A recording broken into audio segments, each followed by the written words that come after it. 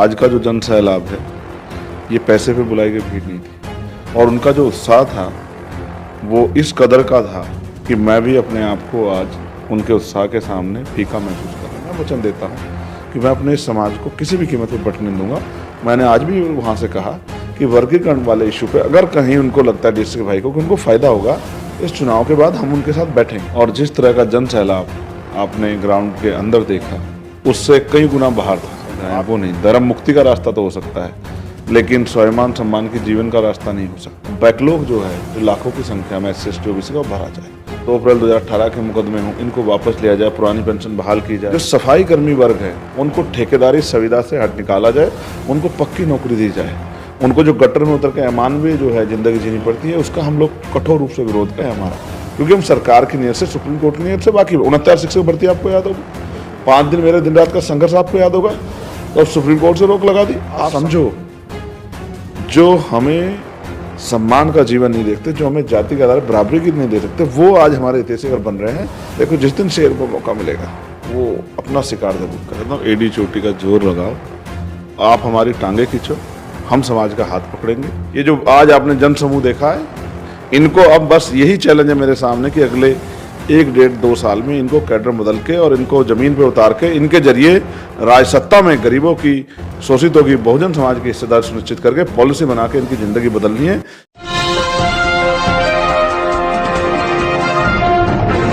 साथियों नमस्कार, मैं हूं नीरज पटेल और आप देख रहे हैं नेशनल जनमत। हक अधिकारों की लड़ाई में निमंत्रण नहीं भेजे जाते, जिनका जमीर जिंदा होता है वो खुद ब खुद दौड़े चले आते हैं। नगीना से सांसद और आजाद समाज पार्टी के राष्ट्रीय अध्यक्ष चंद्रशेखर आजाद जी मेरे साथ में हैं। कुछ दिन पहले आपने ही ये ट्वीट किया था, मैंने उसी की लाइनों को इसलिए दोहराया क्योंकि आज आपने दिल्ली में बहुजन राजनीति की नई इबारत लिखी और जो ये ट्वीट किया था एग्जैक्टली बहुजन समाज के लोगों ने ये साबित कर दिखाया कि वो बिना निमंत्रण के दौड़े चले आए। क्या, किस तरीके से देखते हैं इस पूरे बहुजन जन सैलाब को?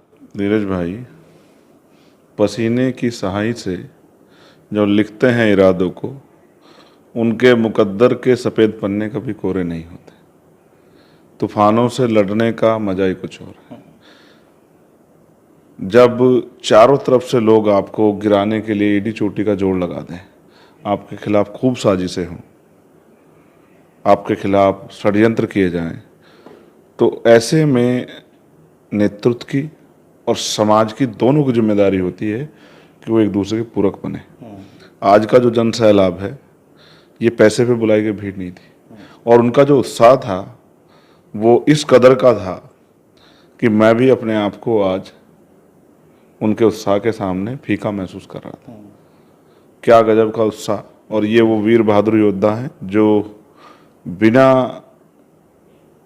अपनी जान की परवाह करे, बिना किसी के डर के और अपनी जेब से पैसे और अपने खाने की व्यवस्था करके, जैसे मैंने इनसे अपील की थी कि अपना खाना साथ लेके आना, उस हिम्मत से आए।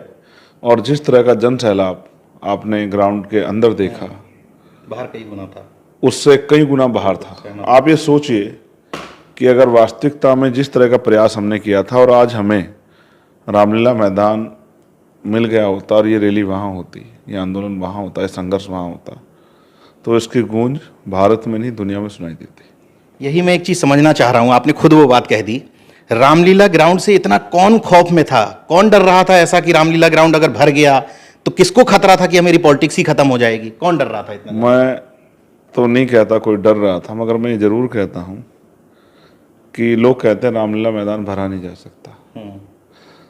मेरे आज भी याद है दिल्ली में जब सतगुरु रविदास जी महाराज का, जगत गुरु सतगुरु रविदास जी महाराज का गुरुघर टूटा, तब भी हम लोगों ने भरा था। और आज भी मैं कहता था कि उसके बाहर भी पैर रखने की जगह नहीं मिलती, इस तरह का सैलाब आया था।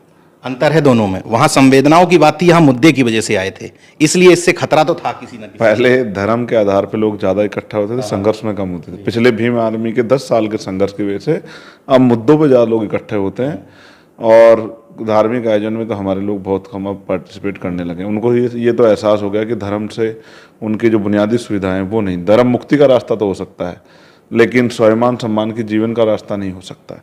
तो मुझे इस बात पर गर्व है कि मेरा जन्म बहुजन समाज में हुआ, मुझे इस बात पे भी फक्र और गर्व है कि मैं भीम आर्मी आज़ाद समाज पार्टी का कार्यकर्ता हूँ। और मुझे इस बात पे भी गर्व है कि मेरा समाज जो है किसी को धोखा देके जो है काम नहीं करता, वो मेहनत ईमानदार से करता और वो अपने हकों के लिए लड़ता है। मुझे गर्व है कि मैं संघर्षशील समाज का हिस्सा हूँ, अपने महापुरुषों का आंदोलन चला रहा हूँ। मैं कहीं मिनिस्टर होता और किसी पद पे होता, शायद मुझे इस बात की खुशी नहीं होती जितनी इस बात खुशी होती कि मैं आज भी एमपी बनने के बाद भी एक संघर्षशील कार्यकर्ता की तरह अपने समाज के मुद्दों के लिए लड़ रहा हूँ, बहुजन एकता के लिए लड़ रहा हूँ और बहुजन अधिकारों की रक्षा के लिए लड़ रहा हूँ। इस बीच में बहुत सारे उतार चढ़ाव आए, वर्गीकरण को लेके तमाम सारे आरोप झेलने पड़े, बहुत सारी चीजें हुई। आज का जो पूरा कार्यक्रम था उसके मुख्य मुद्दे क्या थे? उसमें क्या क्यों जरूरत पड़ गई कि 11 सितंबर को आपको ताकत दिखानी पड़ी? देखिए, ताकत नहीं है, ये सोई बहरी सरकार को जगाने के लिए भगत सिंह कहा करते थे कि धमाकों की जरूरत पड़ती है। लोकतंत्र में संख्या के आधार पर आप सरकार को अपनी ताकत का, अपने विरोध की का एहसास करा सकते थे। 21 तारीख का आपने कार्यक्रम किया, उस समय की मांग थी, लेकिन आज का कार्यक्रम जहां चारों तरफ से लोग इसको रोकने लगे थे, उस समय इस कार्यक्रम को करके सरकार को भी और जो छिपे हुए लोग हैं उनको भी ये बताना था कि अब हम वो समाज नहीं रहा है कि आप कुछ भी लागू कर दोगे और हम लोग उसको मान लेंगे। हम उसको कसौटी पे लेके जाएंगे, तर्क के साथ लेके जाएंगे और हमारे मुद्दे जो हैं क्रीमी लेयर हम लोग स्वीकार नहीं करेंगे। क्रीमी लेयर के जरिए जो है एनएफएस करने का जो इंतजाम ढूंढा जा रहा है, ऑलरेडी एनएफएस हो रहा है। क्रीमी लेयर कहाँ पैदा हो गया? मैंने पार्लियामेंट में पूछा था।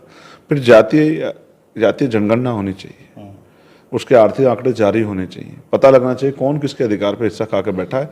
मैं फिर कहता हूँ, हम और डीएससी का जो समाज है वो एक माँ के दो बेटे हैं। माँ के बच्चों में तनाव हो सकता है, झगड़ा होता है, लेकिन वो कभी अलग नहीं हो सकते। मैं अपने इस भाईचारे को नहीं टूटने दूंगा। इसलिए मैं बार बार ये मांग कर रहा हूँ कि सरकार के चाल में हमारा कोई भी पक्ष ना फंसे। हम लोग कह रहे हैं कि जातीय आधार पर जनगणना करा के देखिए। 2001 की गणना के आंकड़े हम पे हैं, 2011 की जनगणना के आंकड़े सार्वजनिक नहीं किए गए और जो 2021 की थी वो हुई नहीं। तो इस 20 सालों में जो बदलाव हुआ है उसमें हमारी आबादी घटी है, बढ़ी है। क्या पता हमें ज़्यादा ही मिल रहा हो, क्या पता हमारी आबादी घट गई हो, क्या पता किसी और की आबादी बढ़ गई हो। तो मैं ये कह रहा था कि सामान्य जाति के लोगों का भी मैं बड़ा समर्थन करता हूँ मन से। उनकी आबादी, उनको 10% आर्थिक आधार पर आरक्षण गलत दिया गया, उनका आरक्षण बढ़ा के उनका एक अलग से ग्रुप बना के उनको 15% आरक्षण की व्यवस्था, और मैंने तो मंच पे 20 की बात की कि 20% सामान्य जाति के लोगों को, बच्चों को दे दो और 80% schedule caste, schedule tribe, backward minority के लोगों को बांट दो। ठीक है, साथ साथ जातीय जनगणना के बाद प्रमोशन में रिजर्वेशन एससी एसटी ओबीसी के लिए, कर्मचारियों के लिए, बैकलॉग जो लाखों की संख्या में, ओबीसी भी आपने जोड़ा? यस, ओबीसी के लिए भी, वो हमारा परिवार है, बहुजन परिवार है। फिर उनको भी जाति के आधार पर असमानता का सामना करना पड़ता है। जिस तरह से इंटरव्यू में हमारे साथ धोखा होता है वो पूरे परिवार के साथ होता, छल होता है। एनएफएस जो होता है पूरे परिवार के साथ होता है। 2700 वैज्ञानिक भर्ती होते हैं, कोई आरक्षण नहीं होता। लेटरल एंट्री होते, कोई आरक्षण नहीं होता है। फिर इसके साथ साथ बैकलॉग जो है, जो लाखों की संख्या में एससी एसटी ओबीसी का, वो भरा जाए। उसके अलावा पुरानी पेंशन हो और 2 अप्रैल 2018 के मुकदमे हों, इनको वापस लिया जाए, पुरानी पेंशन बहाल की जाए, समान कार्य समान वेतन पॉलिसी लागू। और सबसे बड़ी मांग, जो सफाई कर्मी वर्ग है उनको ठेकेदारी संविदा से हट निकाला जाए, उनको पक्की नौकरी दी जाए। उनको जो गटर में उतर के अमानवीय जो है जिंदगी जीनी पड़ती है, उसका हम लोग कठोर रूप से विरोध करते हैं। ये सब मुद्दे हमारे जनहित के मुद्दे, कोई मेरा मुद्दा नहीं, कोई किसी एक जाति का, सब बहुजन समाज के मुद्दों के लिए आज हमने महत्वपूर्ण मुद्दा छेड़ दिया कि मुझे ये बात समझ में नहीं आती कि जो लोग अभी तक आज़ादी के इतने सालों बाद गटर में उतरना बंद नहीं कर पाए किसी समाज का, वो कैसे हिस्सेदारी के लिए बात करेंगे, काम करेंगे, नियत कैसी होगी? ये बड़ा उस दिन से ये कह रहा हूँ कि नेता बहुत है, नीति बहुत है, लेकिन नियत नहीं है। इनमें से किसी भी सरकार की नियत हमें उस गटर से निकालने की रही नहीं। हम लोग तो सरकार नहीं थे। नहीं तो मशीनें खरीदना कोई बड़ी बात कुछ भी, मैंने आप पार्लियामेंट में आपको याद होगा मैंने कहा था कि सफाई कर्मचारी अलग से बजट की व्यवस्था की जाए। लेकिन आप इस बात को महसूस कीजिए कि ये जो दर्द है ये सरकार के लिए मानवीय है। हम पे जो, हम जो इस जिंदगी को जीते हैं, हमारा इतना बड़ा समाज जिसका दर्द हम लोग महसूस करते हैं, पार्लियामेंट में उठाते हैं, सड़कों पर उठाते हैं, लेकिन वो सरकार के लिए मानवीय है। और जो जिन्होंने हजारों साल हमें अधिकार नहीं दिए, जो जाति बेबसी लाचारी की जिंदगी के लिए मजबूर किया, देश गुलाम होता रहा लेकिन उन्होंने हमें हथियार नहीं उठाने दिए। देश जो है शिक्षा की भेंट करता लेकिन उन्होंने हमें शिक्षा का अधिकार नहीं दिया। देश संपत्ति जो है लुटती रही, उन्होंने हमें संपत्ति बनाई। आज वो अचानक से हमारे लोगों के इतने समर्थक कैसे हो गए? जो लोग आरक्षण को पानी पी के गाली देते रहे पहले दिन से, आज वो आरक्षण के समर्थक कैसे हो गए? उनकी पॉलिसी हमारे समर्थक। तो जब हमारा समाज बटे, उस बटाई पे, उस लड़ाई पे वो लोग खूब ठाके मार के ऐसे, वो ऐसा चाहते हैं। लेकिन मैं वचन देता हूं कि मैं अपने समाज को किसी भी कीमत पे बटने दूंगा। मैंने आज भी वहां से कहा कि वर्गीकरण वाले इशू पे अगर कहीं उनको लगता है डीएससी के भाई को कि उनको फायदा होगा, तो इस चुनाव के बाद हम उनके साथ बैठेंगे, चर्चा करेंगे। हमें भी जो डर है, भय है कि अगर ये अधिकार राज्य सरकारों को दे दिया गया तो कई सरकारों ने ओबीसी कई जातियों को, सामान्य कई जातियों को, बैकवर्ड कई जातियों को शेड्यूल कास्ट में ट्रांसफर किया है। तो अगर आप इनमें जातियों को बढ़ाओगे तो इनकी आरक्षण की संख्या भी जो है उसको बढ़ाओ।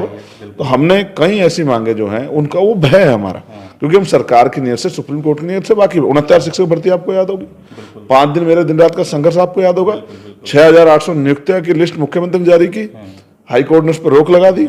अब फिर हमारे लोग लड़े, हाँ सच की लड़ाई थी, तो हाई कोर्ट को तर्क पे, वो कसौटी पे खरा नहीं उतर पाया, तो उनको कहा कि भाई दे दो, तो अब सुप्रीम कोर्ट से रोक लगा दी। आप समझो, जो हमें सम्मान का जीवन नहीं देखते, जो हमें जाति के आधार बराबरी की नहीं दे सकते, वो आज हमारे इतिहास अगर बन रहे हैं, तो हमें समझना चाहिए कि शेर जो है मुंह में मिठाई दबा के कहने लग जाए कि मैं मुंह से मीठा बोलूंगा, किसी को नुकसान नहीं पहुंचाऊंगा, तो हमें समझना चाहिए कि ये शेर और सियार का जो खेल है, अगर हम इसको नहीं समझेंगे, देखो जिस दिन शेर को मौका मिलेगा वो अपना शिकार जरूर करेगा। तो मुझे ऐसा कहीं ना कहीं डर लगता है, इसलिए मैं डीएससी के भाइयों से बात करना चाहता हूँ कि एक बार आर्थिक आधार पर आरक्षण लागू हुआ, 10% वो चला गया, अब आप ये करने की प्रयास कर रहे हो, फिर क्रीमी की बात कर, फिर एक बार के बाद नहीं मिलेगा। तो मेरे मन में ये डर है कि ऐसा ना हो कि ये आरक्षण को खत्म करने के लिए एक बहुत बड़ा ठोस कदम हो जाए, इसलिए मेरा भय है। वरना अगर अपने लोगों को अधिकार मिलते हो, स्पेशली वाल्मीकि समाज के लोगों को, स्पेशली जो है धानुक समाज के लोगों को, स्पेशली जो है सैंसी समाज के लोगों को, और डोम समाज के लोगों को, या धोबी हों, खटीक हों, पासी हों, या और भी कोई जाति हो, बैरागी हो, बावरी हो, जिनको नहीं मिल रहा, अगर उनको अवसर मिले, क्योंकि मैं तो इस शक्ति को मानता हूं कि अगर कल वो भी इस आरक्षण की वैल्यू को समझ जाएंगे, तो वो फिर हमारे बराबर में खड़े होकर, हो सकता है हमसे आगे खड़े होकर इस लड़ाई को लड़े, भाईचारा भी बना रहेगा, और हमारी एकता भी टूट 2 अप्रैल 2018 जो एकता बनी, उसी से सरकार डरेगी। और मैं आपसे फिर कहना चाहती हूँ भाई, ये सब एक ही माँ के बच्चे हैं, ये हमारा परिवार है, इसको हम लोग टूटने नहीं देंगे, किसी भी कीमत पर नहीं टूटने देंगे। बात नौकरी की नहीं है, हमारा भय जो मैंने आपको बताया वो है, ठीक है। रही बात, आप इस बात को समझिए, मैं उन जातियों का भी धन्यवाद करता हूँ जिन जातियों को आज सुबह शाम गाली दी जा रही है। उन्होंने नीला झंडा उठा के बाबा साहब अम्बेडकर के आंदोलन को पिछले 40-50 साल से उत्तर भारत में सींचा, इसकी उन्होंने कीमत चुकानी पड़ी। उन पर लाठियां बजी, उनकी बच्चों का बलात्कार हुआ, उनको जमीनों से बेदखल कर दिया, उनको मारकर निकाला गया, उनकी मूछें काटी गई, उनकी बारातें रोकी गई, और तो और उनकी हत्याएं हुई, उनका सामूहिक नरसंहार हुआ। लेकिन उन्होंने बाबा साहब के मिशन को नहीं छोड़ा। आज जो मेरे भाई लड़ रहे हैं, उनको एहसास भी नहीं है कि वो दुश्मन के एजेंडे पे जिस तरह की वो कर रहे हैं। इन्हीं जातियों ने अपने प्राणी का बलिदान देके इस आरक्षण को बचाया, वरना आप ईडब्ल्यूएस पे कहां था कोई लड़ने वाला, लेटरल एंट्री पे कहां था कोई लड़ने वाला। तो इनको गाली देना आसान है, लेकिन इनकी तरह संघर्ष करना आसान काम नहीं। मैं तो चाहता हूं कि हमारे और भाई भी संघर्ष करने के लिए तैयार हो जाएं, अपने अधिकारों की वैल्यू को समझें। हम तो अधिकारों की रक्षा के लिए चला रहे हैं, कोई अपना घर परिवार चलाने के लिए नहीं चला रहे हैं। ये जो जनसैलाब उमड़ा, आपने इस इंटरव्यू की शुरुआत में एक बात कही कि बिना पैसों की भीड़ बुलाई गई थी। मैं ईमानदारी के साथ आपसे पूछना चाहता हूं कि जितने भी लोग आए पूरे देश भर से, कहीं किसी यूनिट को पैसा नहीं भिजवाया गया, सब स्वप्रेरणा से अपने मैनेज करके किसी तरीके से? मेरी आस्था तो सभी महापुरुषों में है, लेकिन मैं अभी विदेश से लौटा हूँ 4 दिन के संघर्ष से, और मैं वहाँ गया था हमारे कौम के अमर शहीद है संत रामानंद जी के शहीदी स्थल पे, क्योंकि उनको गोली लगी, उनकी जान नहीं बची, मुझे गोली लगी, मैं बच गया, उनको नमन करने। और हमारे कुलगुरु है सतगुरु रविदास जी महाराज, जिन्होंने अंधविश्वास पाखंडबाजी की धज्जा उड़ा कर रख दी। सतगुरु कबीर जी और वो समकालिक, और उन्होंने ब्राह्मणवाद को जितनी बड़ी चोट दी शायद कोई नहीं दे सकता है। वो कहते हैं कि गुणवीन ब्राह्मण के चरण पूजने की जरूरत नहीं है, आप चंडाल के चरण पूजे जिसमें गुण है। और उन्होंने समाज को राजकाज का रास्ता दिखाया। एक इतनी बड़ी वाणी उन्होंने कही है, लोग सोचते हैं कि वो धार्मिक संत है। नरपत एक सेज सुख सुता सपनों भय विकारो, अशरत राज बहुत दुख पायो सो गत भई हमारो। यानी कि जिस तरह सपने में राजा का राज छीन लिया जाता है, इस तरह से भारी आक्रमणकारी ने हमारा राज छीन लिया। और बिना राज के क्या हालात हमारी होगी कि रोटी कपड़ा मकान की व्यवस्था भी हम पे नहीं है। दुनिया में सबसे बड़ा बेगमपुरा राज का जो संकलन दिया, मानवतावादी राज, ऐसा चाहूँ राज में जहाँ मिले सब अन्नु अन्न और छोटे बड़े सब बसे रहदास रहे प्रसन्न, कि राज ऐसा होना चाहिए जहाँ कोई छोटा बड़ा ना। उसका नाम दिया पूरे कॉन्सेप्ट को बेगमपुरा। बेगम का मतलब बिना गम का राज, किसी की जिंदगी में कोई गम ना हो, ना जाति ना धर्म की बात।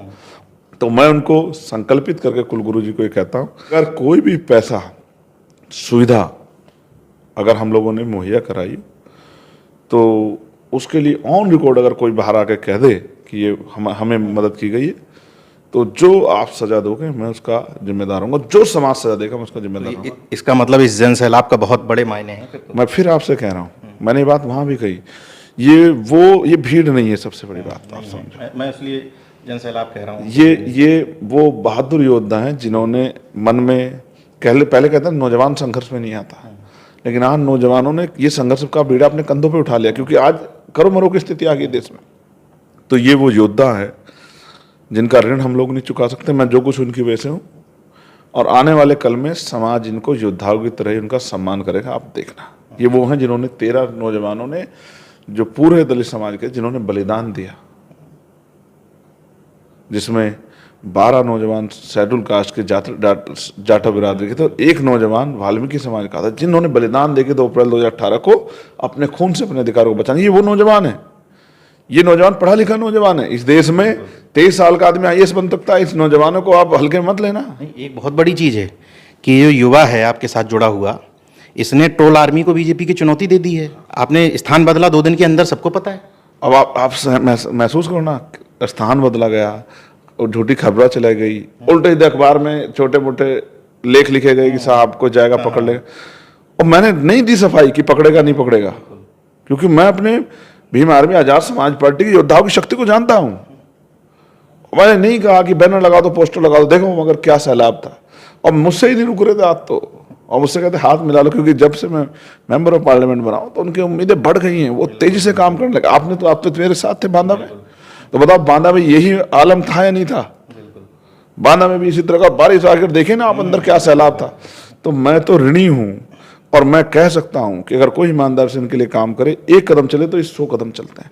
अब अच्छा, मुझे चुनाव इन्होंने अपने पैसे से लड़ाया, वर्कर इन्होंने की, और मैंने आज नगीना के लोगों को, बहुसंख्यक लोग आए थे, उनका भी मैंने धन्यवाद किया। पूरे देश के संगठन ने उनका खड़े होकर धन्यवाद किया कि हम नगीना को सैल्यूट करते हैं, नगीना के लोग सैल्यूट करते हैं। अच्छा, अंतिम सवाल, ये 11 सितंबर को लेकर के किसने विरोध किया, किसने साजिशें रची, किसको तकलीफ थी, इस पे नहीं जाना चाहता मैं, नहीं जाना चाहता, जिसने रची। लेकिन इस तरह की जो विरोधी ताकतें हैं, जो नहीं चाहती कि समाज में गैर बराबरी दूर हो या एक बहुजन एकता बने, ऐसी ताकतों को क्या संदेश देना चाहते हैं? देखिए, मैं उनसे कहना चाहता हूँ, एडी चोटी का जोर लगाओ। ये तकनीकी युग है। 2 दिनों में कोई आदमी सड़क पर रला फिरा नहीं कि उसको कहाँ जाना है और वो किस काम के लिए आया है। और मैं उनसे कहना चाहता हूँ, आप हमारी टांगे खींचो, हम समाज का हाथ पकड़ेंगे। ये जो आज आपने जन समूह देखा है, इनको अब बस यही चैलेंज है मेरे सामने कि अगले 1, 1.5, 2 साल में इनको कैडर बदल के और इनको जमीन पे उतार के, इनके जरिए राज सत्ता में गरीबों की, शोषितों की, बहुजन समाज की हिस्सेदार सुनिश्चित करके पॉलिसी बना के इनकी जिंदगी बदलनी है। इनको इज्जत मान सम्मान की जिंदगी देनी है, जैसा सतगुरु रविदास जी महाराज ने बेगमपुरा में कल्पना की है। महिलाओं को शोषण मुक्त बनाना है। पॉलिसी हम पे, एजुकेशन पॉलिसी जो हमने मांग की है, उससे बेटर नहीं हो सकती किसी पे, कि सबके बच्चे सरकारी स्कूल में पढ़ेंगे, मुख्यमंत्री हो, प्रधानमंत्री कोई हो, सबका इलाज, हेल्थ पॉलिसी, सबका इलाज होगा सरकारी अस्पताल में, सारे टेस्ट वहीं होंगे। प्रधानमंत्री हो, मुख्यमंत्री हो, डीएम एसडीएम हो, ऐसा आग से लगती है पैसे वालों को। अरे अगर चंद्रशेखर सत्ता में बैठ गया तो गरीब की तो जेब नहीं कटेगी। जितकी जिंदगी में कुटीर उद्योग महिलाओं के लिए, उद्योग धंधे नौजवानों के लिए बैकलॉग भरेंगे, प्राइवेट सेक्टर में उनको आरक्षण देंगे, तमाम तरह से उनको इज्जत सम्मान जिंदगी देंगे, बेरोजगारी भत्ता देंगे, पुरानी पेंशन जो महिलाओं को मिल रही 500 उसको बढ़ाकर 3000 रुपये करेंगे, आशा, आंगनबाड़ी, भोजन माता, सहायिका, सबका वेतन 20,000 प्लस करेंगे। न्यूनतम वेतन 700 रुपये से कम नहीं रखेंगे, कम से कम 20,000 रुपये महीने के लोगों के घरों में जाने चाहिए। पैसे कमी नहीं है देश में। इन भ्रष्टाचारी लुटेरे नेताओं अधिकारियों ने जो सब छिपा के रखा है, सब जनता के बीच में ला के रखेंगे। हम तो अपने, अब ये भी नहीं पता नीज भाई कि कौन सी गोली कहाँ से आके लगेगी। सरकार ने मेरी सुरक्षा बढ़ाई, आपको पता भी होगा। दो राज्यों के लिए, क्योंकि एक बहुत बड़ा सैलाब जब वहाँ मैं गया और वो वहाँ उमड़ा हरियाणा में, तो उनको लगा कि अब अगर यहाँ इसको मर जाता है तो कुछ नुकसान हो जाएगा, यहाँ इसको कोई नुकसान पहुँचा देता है, क्योंकि गोली चलाने वाले लोगों में एक लड़का हरियाणा का भी था। तो फिर जम्मू और उसमें बढ़ाई कि भाई जाएंगे तो कहीं दूर ना, लेकिन दिल्ली में मैं यहाँ रहता हूँ, दिल्ली मेरे पास सुरक्षा नहीं है। आज आपने देखा एक बच्चा जो है चढ़ गया, तो मैंने कहा ना सरकार के लिए मैं उस तरह से हूँ कि सरकार को राजनीतिक नुकसान नहीं होना चाहिए कि चंद्रशेखर, आज आप देखिए अगर सोचिए जिस तरह के प्रयास मेरे खिलाफ किए जा रहे हैं, जिस तरह से ताकत आज समाज पर बीमारी बढ़ी, तो कितने लोग होंगे जो मेरे विरोधी होंगे, जो चाहते हैं चंद्रशेखर कल मर जाए। लेकिन मौत तो एक दिन आएगी।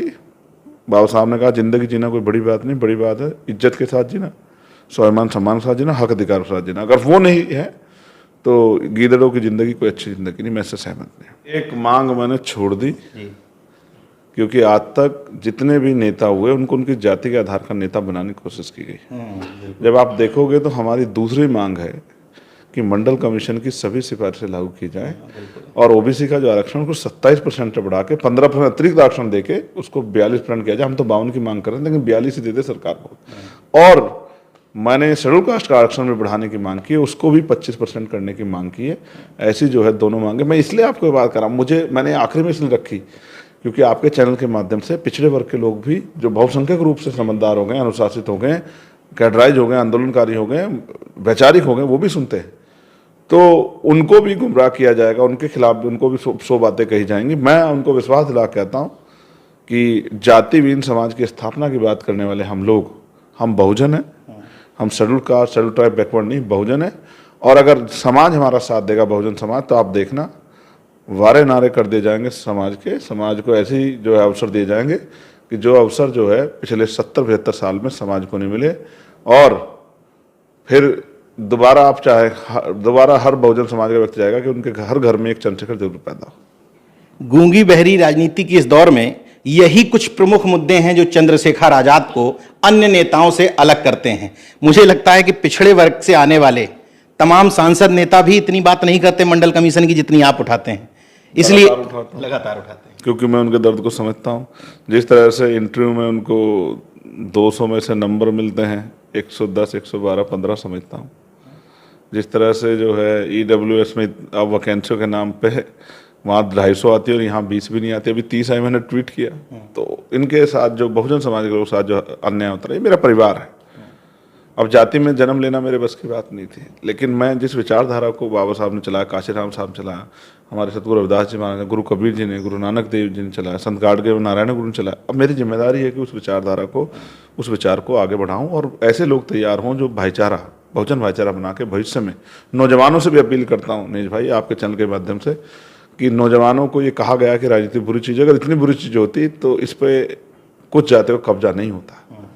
तो नौजवानों से कहता हूँ, पढ़े लिखे नौजवान से जो कुछ करना चाहते हैं समाज के लिए, जो बदलाव चाहते हैं, आए इस राजनीति का हिस्सा बने, इस राजनीति में बदलाव करें और धन बल की राजनीति को, छल बल की राजनीति को, सामंतशाही की राजनीति को, बाहुबल की राजनीति को पछाड़ते हुए बहुजन एकता की राजनीति को हम लोग भविष्य में उत्तर प्रदेश में और देश में स्थापित करें। देखते रहिए नेशन जनमत, जागरूक और सजग बने रहिए। जय विज्ञान, जय संविधान, जय लोकतंत्र। धन्यवाद। जय जवान, जय किसान। जी।